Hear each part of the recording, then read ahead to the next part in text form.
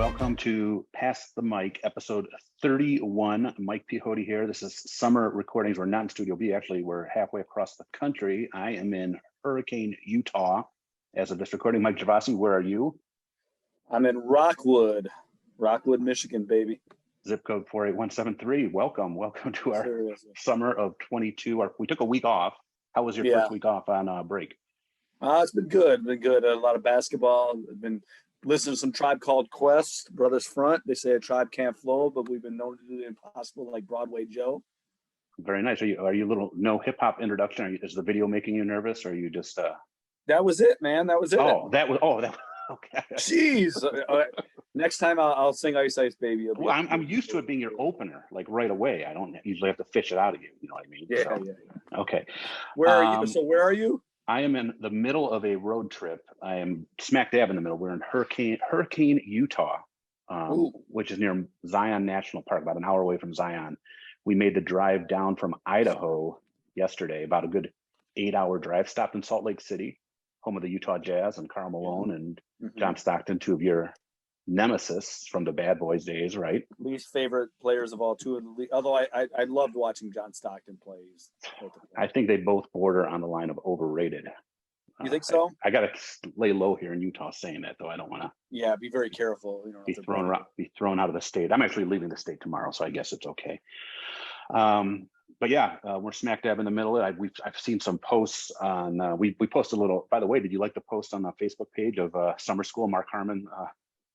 For our week off. Great movie. Yeah. Wonderful movie. Great movie. So that's how we're going to have this one up the coming Friday. I'll talk more about the trip after my second half. I'm heading to Santa Fe, then to Denver, and then back to downriver. And I'll let everyone know all about it. But so far, it's been great.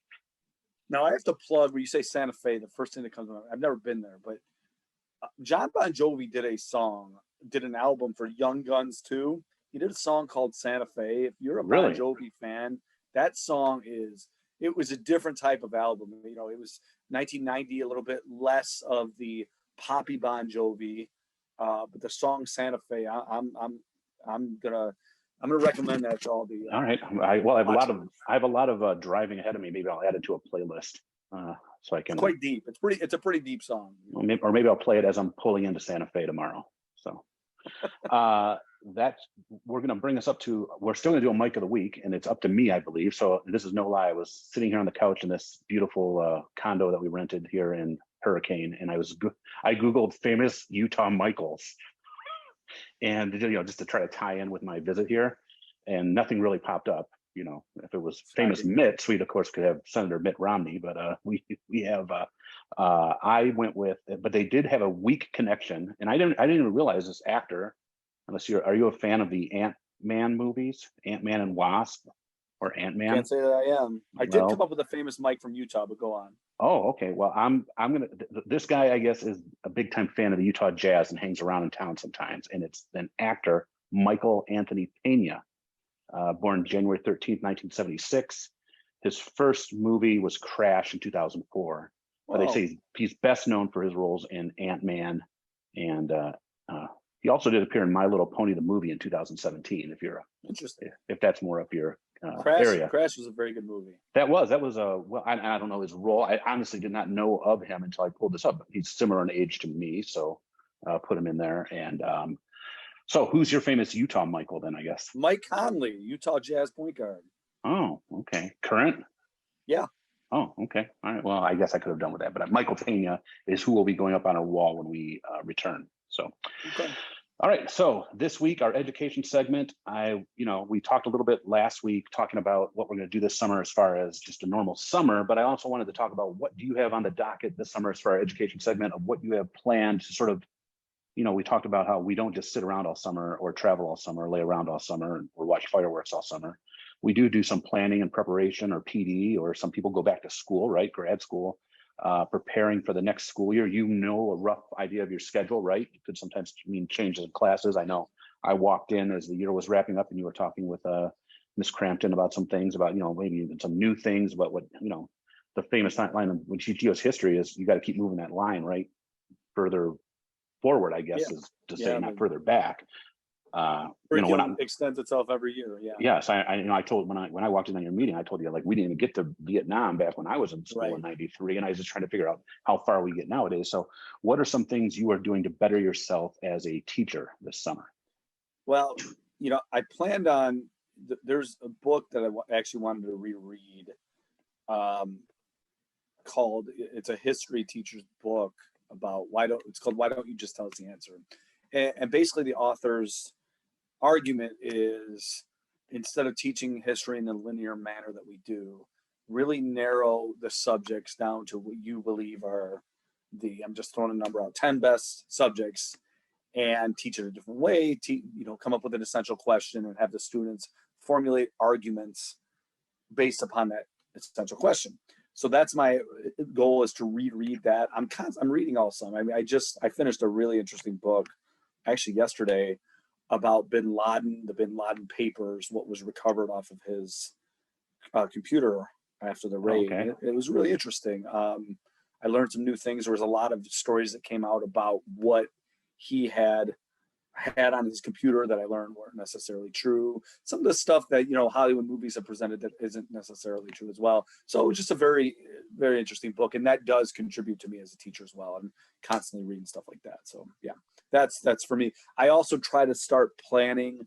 I sort of set the date July 1st where I start hopefully planning, making my syllabus for each class and planning the first few weeks anyway. That kind of goes by the wayside once you get a couple days into class and reality sets in, but at least it's a nice blueprint to start. One student council plans an assembly and messes up the whole schedule. Kind of screw everything up for everybody. That's because you lost touch with the classroom. I have lost touch with the classroom, but it doesn't mean I'm not doing anything over the summer. I will be, like I said, I'll be reading a couple books as well. I spend a lot of time looking. There's a lot of Facebook groups of school librarians of what they're doing new and doing differently, and of course, I borrow some of those ideas. I was recently elected union president, and I'm going. Mr. President. Thank you. I'm going to a conference, an MEA conference in July in Saginaw, which is not just all about union business. There's a lot of just education related segments that I signed up for that will make me a better educator.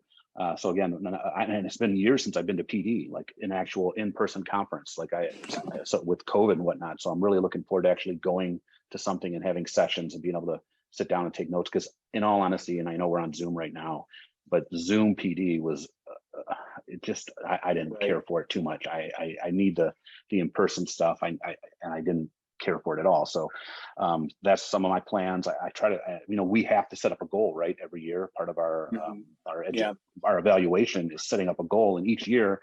And I'm in a little different position than you in that my goal tends to always be about servicing others. I mean, yes, yours obviously has to do with teaching others, but mine actually revolves around improving and increasing the services to other to students and staff in the building. So that's something I'm going to look at too, as to ways to make the library program better at Carlson High School. And again, that doesn't start on August 31st, the day we walk in. We got to start working on that in the summer.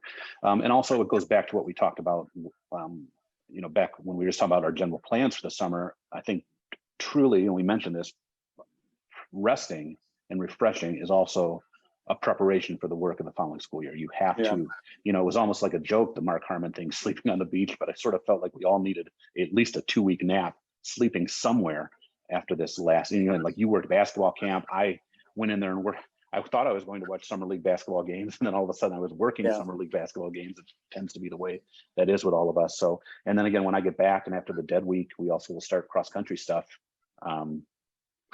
that sort of thing, and going with that. So, well, I have another week of basketball coming up, 3 to 9, Monday through Thursday, and then headed to Chicago on Friday, or I'd be working Friday too. I'm meeting my main man. Oh, that's right. Your flight, right? Everything's Is your mom okay with that? Is everything? I didn't tell her. You guys make fun of me about my anxiety. My stepdad told me don't tell her until you come back. And then July 4th, I'm actually taking my kids up on a plane. My friend's a pilot. And we're doing the little flight. Nice. Yeah, my kids don't know this. They're gonna pilot briefly. When's this gonna be? The 4th. Oh, on the 4th. On the 4th. Oh, so they'll know about it when this hits a week from yesterday. They know about the trip. They don't know that they're going to actually be flying the plane for a brief moment or two. Yeah. You get some great views of the fireworks up there, I'm sure. Yeah, that's true. By the way, this trip I planned, I understand that I missed the Trenton Street Fair. Mm-hmm. Totally bummed about that. I missed the Downriver Cruise. Wait, is that sarcasm? Because we've never really talked about the. Totally bummed that I missed the Downriver Cruise. Oh wait, I know you're sarcastic. I'm okay. I'm okay with this. I'm okay at the Trenton Street Fair, but I'm just listing these things. The band Sponge. I don't know if I. Yes, you mentioned them before. I wanted to see them and couldn't get anybody. Yeah, so. Okay, well that one, but the Downriver Dream Cruise I missed. I saw on the Downriver and Friends, they posted a license plate. Someone got clipped and hit by like a crappy '98 Mustang. And want to know who did it. I'm sure there were tons of Dodge Rams. Maybe Scope was driving in his. I don't know. But I'm sure. And then another complaint was, why are all the classic cars parked and like no one's driving them? Because they don't want these doofuses in their crappy cars bumping into them. That's right. So it's not even really a cruise. So I missed that. I think that aren't the international fireworks coming up? I'm going to miss those too. You're going to miss that too, Mike. Oh my goodness. I'm so bummed. How did I pick this time to be out of the wonderful Downriver area? So you must have just forgotten about it. I'm sure you wouldn't have planned this trip at this time if you. Maybe I'll be back just in time for the Uncle Sam Jam. I don't know. Who's playing that this year? Did we talk about this? Nelly. Hey, by the way, Taylor. I was driving through Taylor. It was somebody from Rat was the headliner. Really? Yes, but not the whole band. Just like you know how these bands break up and it's just like one person and they own the name. So. Rat. Now that went round and round. Wasn't Taylor's thing just this weekend too, or am I? There was pictures from Taylor, but it didn't. I don't know. Unless that was the thing growing up, man. So I don't know if it is. It looked a lot smaller from the stuff I saw on Facebook, so I'm not sure. Okay, all right. Just curious. So speaking of that, getting into big events that are coming up, are overrated, underrated. 4th of July. That is coming up, right? We're recording this on the 26th. It's not going to air until right before the 4th weekend. So what is your overrated? And again, let's all, like we always say, overrated doesn't mean bad. We don't want to be thrown out of the country, sent to Canada or Italy or wherever. But there are some things that are overrated and underrated about the 4th of July. What is your overrated? And we already know, like fireworks shows, we bashed on that a little bit. I hope I'm not stealing your thunder. I have to. Oh, okay. I have to. All right. Yeah. I'm sorry. I have to. And it's not that the fireworks shows themselves, it's the people in the neighborhood. I think you're right. I don't mind the little community ones like Gibraltar or Brownstown, or if that's your thing and you want to go to it.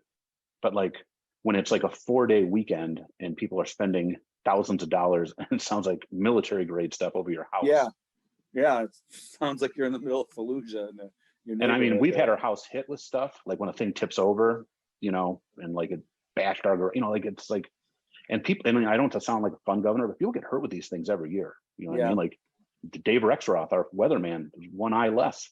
Like Jason I'm not. Pierre-Paul, former defensive line, maybe still blew up his finger or something. I remember we lived in Southgate on the corner and wake up in the morning and you would find so many things in the pool. Just, I sound like get off my lawn guy now too. I know that, but it was just so irritating on those days. So yeah, that's I know it's not original, but that's my overrated. All right. Well, since you took that, and I agree with you on it, I had something different. And shocker, it's going to be food related.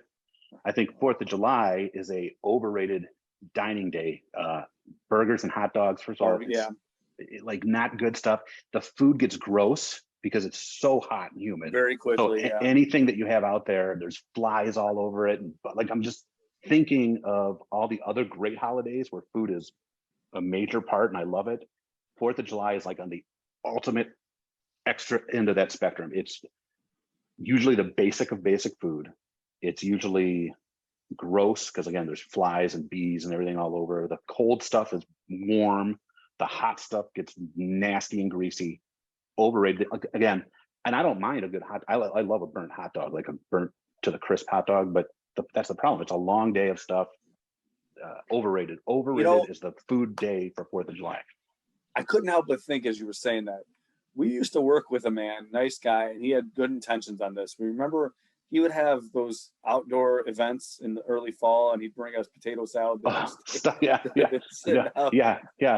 Leftovers, like a potato salad, macaroni salad, and have fun with your botulism. Happy Independence Day. He always did that. Yeah. So that's definitely my overrated. It's an overrated food holiday. Now people are probably gonna say I'm un-American or whatever, but it is. If you disagree, there's much better food holidays than the 4th of July. So I agree. what is your underrated? I guess, you know what? It's just the aspect of, man, I had a hard time with this one. And I could have gone with a generic, it's, you get together with the family you choose, which is generally your friends. But I just, you know what? It's the overall aspect that you really don't have to spend a ton of money. You don't have to prepare, you think about Christmas, obviously you have to spend a lot of time preparing for that. People start Christmas shopping. I know some people at Christmas shop starting in late summer. In this case, the preparation is pretty limited. Even Thanksgiving, you have to, especially lately, you've had to get your turkey early. So I'm just going with the fact that you don't have to prepare as much, the fact that you don't have to spend as much money. I think it's just that type of holiday. So to me, that's the underrated part. Yeah, I think it's a pretty laid back holiday. You could throw something together the day of. I mean, the stores are still open. You can go get stuff. Right. You're not, you don't need to bring gifts or anything. You can ask somebody to have, bring over, you could throw a party together literally the night before and say, hey, I'm bringing this, I'm bringing that. You don't need to have fireworks. You could sit there. Your neighbor could be the one shooting them off, and you don't have to take, you don't have to do anything. It's a very low key. That's a good one. That's a good underrated. I'm going to go, and it's something here locally for us. I think the city of Gibraltar does a great job. My wife grew up in Gibraltar, so for as long as I've known her, we go to the parade there every year. For such a small town, it's a pretty cool parade. Mm-hmm. Usually get some politicians in it on election year, so I'm assuming there'll be some in there. Yeah. It's just the city of Gibraltar has a great family feel to it. It's actually grown. It used to be like a one-day thing, and now it's like almost like a two-day thing and a big festival. So it's a great way that the people in the community get together and really are proud of their town. So again, I don't think 4th of July is overrated. I think that's like a great part of it, that the people there can get together and have a good time. And like I said, their parade, it's one of the best small town parades there have been. When Nate played Mini Marauder baseball, we walked in it, threw candy. This year, I'm sure we used to travel around the 4th of July. We would be in town for the Great Dream Cruise and everything back when, especially when my daughter cheered, because we could only leave during the dead week. So a lot of our vacations were around the 4th. This year, with my daughter already graduating and my son not in a sport that needed to have to be in town, we bumped our trip up a little earlier. So we'll actually be back in town for it. So we're looking forward to that. So it was funny. I remember the 4th of July parade, and the only person I would ever know to do this, what you're talking about, was Chris Bowler. He was riding in a golf cart that said on the front, "Thank you, Chris Bowler, for your generous whatever." Only Chris Bowler would have something thanking himself. The commissioner, Mr. Commissioner of the Mini Marauders. He's like Bud Selig. Yeah, right. So yeah, we're not going to take any shots at baseball, but that's so. We want to wish everyone a happy, because this will be coming out. I want to look at my calendar. Sorry, this is like, now that we're on video, like we can't even hide that we don't know what's going on. This is going to come out Friday, July 1st. So right. It will lead right up to the 4th of July, which is that Monday. So happy 4th of July. I'll be in Chi-Town on the first when this comes out. Excellent. So there we go. So we're actually pretty ahead of the game recording this, because we had our week off. So that's our 4th of July, overrated, underrated, and yes, of course, mine was food related. So as always. So do you have a hot mic take for the week? Another thing too, we're rushing a little bit. We're Zooming. We're using my phone tethering because the Wi-Fi in this rental we were getting kicked off. So we want to make sure we have so this one probably won't hit the normal 30 to 40 minutes. No. But next week, once I'm back in town and you're back in town from Chicago, we'll be and more secure, stable. We won't be world travelers. But what is your hot mic take for the week? So I'm I got to bring up the Pistons. I'm glad I was going to mention something earlier. I'm glad I didn't. Thank you. The draft was that, man. I'm pumped, dude. I am so excited. And the summer's not. He has Troy Weaver, the GM, has money to play with now too. And the best part is the guy they were allegedly going to go after was DeAndre Ayton. They could still, and they'd be better. They don't have to. They drafted a center through trade. And look, they're not gonna win an NBA championship. And you know what? As the roster is constructed right now, I made a prediction about the playoffs. That might not happen, depending on what he does in free agency, because he might just spend a little bit of money on one-year contracts and then have this money again next year. And a lot of guys aren't clamoring to come to Detroit, but some guys are now. Jaden Ivey, the number 5 pick, slid to number 5, and he wanted to be here. You got guys now that want to be here. So I am so pumped up about the future of this franchise.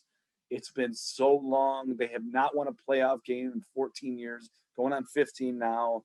You know, you stop and think about how long that has been, how many things have changed. George W. Bush was still the president the last time they won a playoff game. So that's my hot mic, man. That was, I had some friends over. The Pates were here. Everybody but Elizabeth. She has a sprained ankle right now at a unfortunate accident as she was walking down the steps at 4 a.m. going to work. But the Pates were here, and shout out to them. I had Max Bailey here. Kristen was here. The kids and man, big old draft party. Oh man, it was Mike. It was so exciting, and it really. I do think, Avila aside, the Tigers GM, we have some promising things here. I'm going to defer to the sports radio guys on the Red Wings. I don't know as much except that Steve Yzerman is GM, and you know he's a god in the city. But I am very excited for their future. So that's my. You're putting them as the number 1 seed of all the teams in the city right now. I am. I think their future right now might be the brightest. But again, I think that Brad Holmes has some good things going on with the Lions, and yeah, I'm excited. That was the Free Press. I didn't read the article, or actually it was a podcast, Rival Podcasters. They did a podcast where the question was this the best draft day ever? Now I think that's absurd on the surface. You know, they got 3 players. They drafted an Italian kid in the second round, but just overall, there's nothing negative you can say about their first 2 picks. In fact, Jalen Duran, the guy they drafted number 12, they had actually considered him at number 5. So, and they made a little trade up there for that. Yeah, it's exciting. So I'll leave it there. I don't want to geek out too much. No, you're fine. We thought, as a matter of fact, we were in the town of West Yellowstone, Montana during the draft in a brew pub, and Nate pointed out to me as we were getting updates on our phone, they had all these flat screen TVs in there with nothing on, literally black. And Nate's like, isn't this like a sports bar? And I'm like, I think so, but I guess the NBA is not too big in West Yellowstone, Montana. So I wonder, I just wonder, and that was one of the things I used to love, going to other cities to hear their sports takes. I wonder if, because no baseball. They have. I don't even know. We were thinking about it because, Wyoming, obviously has a college football team. Isn't Montana's Division II team one of the best teams, and I know North Dakota's is. I think you're right, but I feel like their basketball team has played Michigan a couple times recently in the tournament. Well, there was no draft on. We were looking up dates on our phone. So, wow. My hot mic take, and again, I'm not going to go too much. I'm going to save my trip info for next week, but I'm just going to say that and I love Southeast Michigan. I love where we live. I love where we work. The land out, the areas out here that were out here in Montana, Idaho, Wyoming, especially further west in Wyoming, is unbelievable. I could not imagine waking up every day and that being my view, coming from Southeast Michigan, where we walk out, and even if you were to get out where it's a little rural, obviously we live in the suburb area, and we have the metro park that we walk through. It's still just grass fields and some wetlands and trees. You know what I mean? As to Teton National Park, it's just breath. It's hard to believe you're in the same country. Wow. And it is. And everyone has their thing. Some people are beach people, and I know people all up north, Michigan, and I've been up north here or there. We've done to stay up. We've gone to Traverse City, we've gone to Mackinac, even places in the Houghton Lake area, and it is beautiful. But again, it holds nothing to what's out here. It is just. We drove through Jackson Hole, Wyoming, which I can only imagine in the winter when it's a ski town, but just beautiful. I've driven so many hours. I don't mind an 8-hour drive when that's what I'm looking at my windows at. It's just other than leaving South Dakota, going through eastern Wyoming, which was not only very boring and scary, but just nothing. You have no cell service. There's nothing for miles. It's scary. Well, you have no bars, literally no bars for, miles upon miles, no service stations or whatever. And I was just what happens if you get a blowout out here? What happens? What happens if, what if you were to do, someone always told us, don't go below a half tank of gas. And I didn't, but there's no calling AAA. You didn't see cars for miles on this route. So, but I just, if you can ever get out this way to the Northwest, and I know now I'm in the Southwest down in Southern Utah, but if you can get to the Northwest, holy cow. Beautiful area. Just amazing. we're still moving on. Like I said, we're going, and I love the Southwest too. Like I said, I love the Zion and the desert climate down here, and moving on to Santa Fe. I can't wait to get to New Mexico. I hear it's a beautiful state. I can't wait. We're stopping in the Four Corners tomorrow on the ride. So I'll, like I said, I'm going to do a whole little review next episode once I get everything under my belt. But again, not to knock Southeast Michigan, but the landscape out here is just beautiful. It's like here, like when we have to drive, think about it, even if we the normal Michigan route, right? Michigan to Florida. I mean, it sucks like Michigan through Ohio, and it's not till you get down like to Tennessee, and then it sucks again in Georgia. Like it's nothing to see. So yeah. All right. So anything you want to leave us with? I don't know what you're going to leave us with. Your hot mic was the Pistons. No. It's I mean, I usually say my sports talk for them. I actually have the Tiger game on here in the background, just kind of perusing here and there, but no, nothing big here. I'm envious. I really am. That's a trip I'd love to take down the road. It's funny. My mom and Ken, my stepdad, have said to when I told them how great Europe was, my mom's, oh yeah, that's fine and all, but there's so many beautiful things in the United States, and they've mentioned some of the things you're mentioning. So that's going to have to be on a list of things I do here. I'm trying to think. Cheapest gas. Just by the way, for a FYI for anyone, cheapest gas I think was Wisconsin in the upper fours, or maybe South Dakota too. Most expensive gas, definitely like Jackson Hole, Wyoming. It's supposed to be this really wealthy town where all the California people are coming and buying everything up. So high fives. High fives. Well, we know with the fourth coming that we're gonna just go up a little bit more next week. Yeah. I mean, we just accepted it. We knew we were going on a road trip. It's what are you going to do? You got to drive to get here. So, right. I guess I just want to leave. Mine will be a sport take. I've been following it a lot on Twitter and the stats. I think we need to give a big shout out to Carlson Hall of Famer and alumni Johnny Schreiber, who is killing it in Boston. Killing it. But related via family by me, by the way. I'm going to latch in a little bit because he is married to Lisa's cousin's kid. But he is having a great season. By the way, Tigers designated him for assignment. Alabama, great job by Mr. Avila. But maybe the Ilitches can buy a new parking lot with the money they saved. You got it. It's a great idea.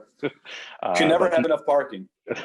But he is having a great season in Boston. Like he's tinkering in borderline because they have a closer by committee. They're having issues with their closer, and he's their setup man right now, one of the two setup guys. And I mean, if his numbers continue, go ahead. Oh yeah, he came in against the Tigers to get the final out. He got Baez out. He's got that beard going right now too. He looks just like the Red Sox of old. It's kind of funny, but yeah, he's killing it. And is it Chris McCloskey, the Detroit News writer? I retweeted it that his fastball when he was with the Tigers was only around 90, and now he's like up into the mid 90s. He's constantly getting better. Like and the Tigers may have dropped the ball on that one because and good for him, good for Johnny. I mean, he's in a great situation, and I just want to say congratulations as a Carlson alum, and we're all behind you. I retweeted a tweet today from a national or like a sports book guy that had a little F-bomb in it, so I made sure that was just a retweet. Not retweets aren't endorsements. I was listening to Jeff Rieger today on 97.1, and he was lamenting some of the moves that Vila's made and guys that leave here via trade and get better. And if I'd had time, I would have called in about John Schreiber and mentioned that. He wasn't, I didn't listen very long. I'm curious if it was brought up because because that one seems to be forgotten because he wasn't really up here a lot, and he was okay here, but he had some control problems, but and really didn't have that fastball that he has now. So again, just congratulations as a Carlson Hall of Famer. So that's awesome to see. So well, we hope you like this. We're going to get this uploaded for right before the 4th of July weekend. I guess, if the video works, we'll upload it to the YouTube channel as well. If you want to be a guest this summer, because we're probably going to do some of these like this in the future as well, since we might be apart or whatever, that'd be great. Let us know. Send us a message, put on a page. And happy 4th of July, everybody.